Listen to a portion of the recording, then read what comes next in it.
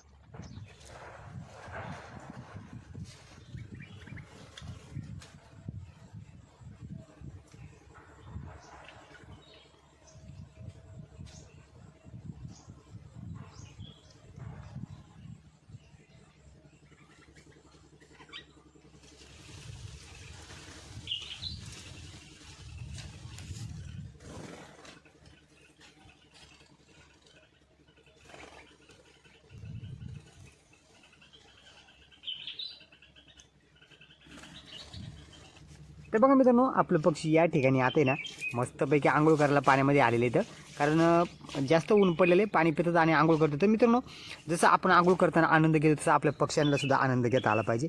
त्याच्यामुळे ना आपण त्यांना या ठिकाणी त्यांना बसायला थोडीशी जागा करण्यात, कारण या ठिकाणी थोडंसं बसायला त्यांना जमत नाही.